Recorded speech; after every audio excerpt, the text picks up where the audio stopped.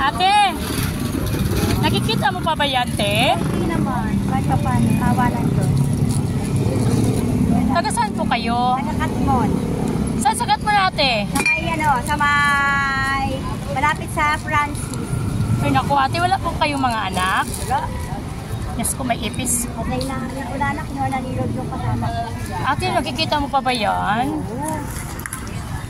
Ibig sabihin natin wala kang mga kamag-anak. Meron, kaso mahirap din sila. Saka may mga pinag-aaral sila. Siyempre, ano ka pa ba doon? Malakas ka naman.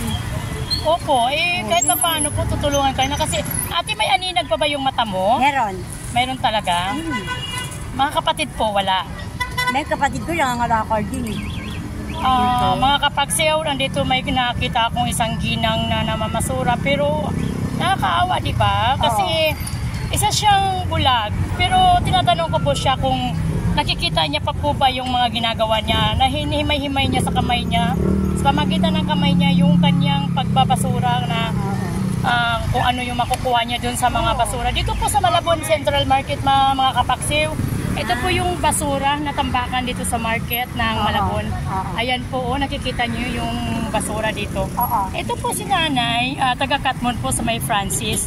Siya po ay, yan, namimili po siya ng alakal po siya dito para lang mabuhay. Wala po siyang anak. Ang sabi niya, patay na po anak ninyo po. Hindi, yung kasama ko sa buhay. Ay, yung asawa niyo po. Pero wala po kayong anak? Wala. Wala po. Ilan taon na po kayo po? 64 na ako. 64 na po si nanay. Anong pangalan niyo po? Cora. Cora Diaz. Diaz? Oo. O di ba, mga mayayaman po yung mga Diaz pero siguro hindi pinalad po si ate kaya ganito ang nagiging sitwasyon niya. Pero di ba, tao lang naman din tayo, hindi natin masasabi ang kapalaran ng isang tao.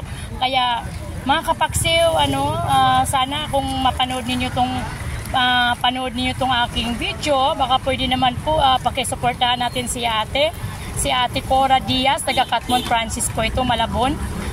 Gusto ko lang po na maipaabot sa kanya kung may maitutulong po tayo sa kanya, magbigay po tayo ng konting tulong po. Ako po isang vlogger po na si Bibit Gabasa, Paksi Vlog. Naninirahan po ako dito sa may Block 46 Lungos, Pampano Street ng Lungos.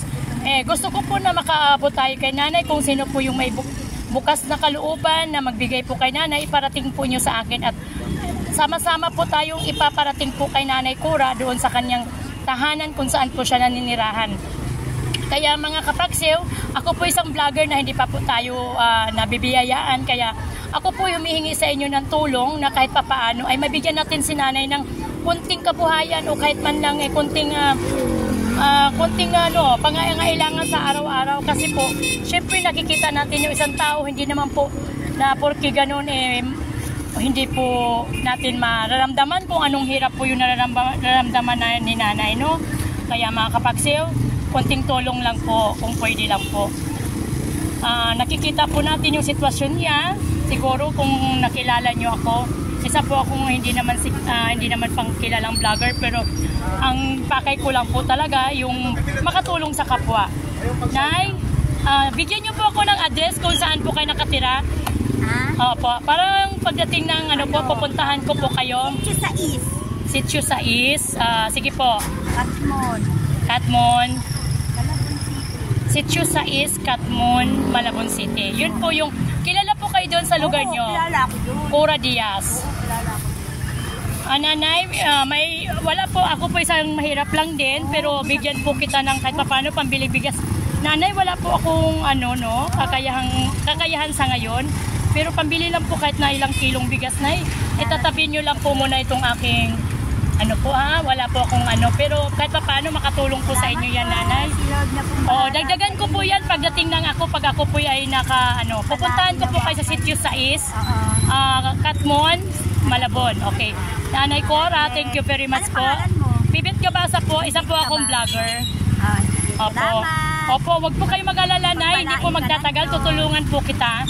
Para po kahit pa paano, marami po akong mga kamag-anak na tulad sa'yo. Kaya lang, hindi naman po siya bulag, pero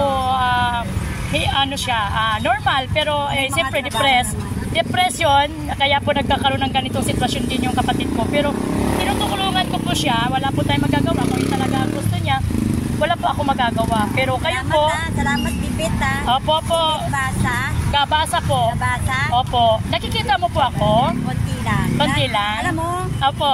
hindi ko inaano, napaka-busilak ng puso mo. Opo, ganun po talaga ako. Kahit sa amin po talagang binibigyan ko po yung mga ano, lalo na po yung mga nawawala sa sarili. Pag nakikita ko po sila, ay binibigyan ko po sila ng mga katapano, pagkain. Pwede po, opo, opo. Ay ako po yung na siyempre naawa po ako dahil isang mahirap din po ako, galing po ako sa pinakamahirap na pamilya. Kaya kahit paano po. Kaya kumaulad-ulad ka rin paano. Opo, kahit paano po sa sikap Ginaganti po. sa'yo ng Diyos yan. Opo.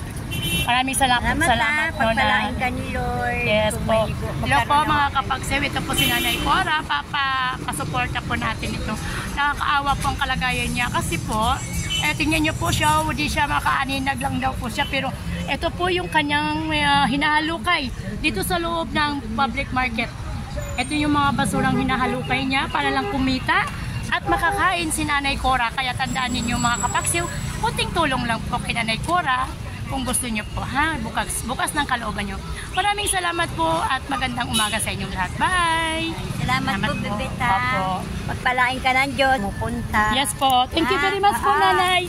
Pambilin niyo na lang po ng bigas yung nabigay ko sa iyo. Salamat. Maraming salamat po. Bye-bye God po. bless. Thank you po. Bye-bye. Samahan ka ng Diyos. Opo. Bye-bye.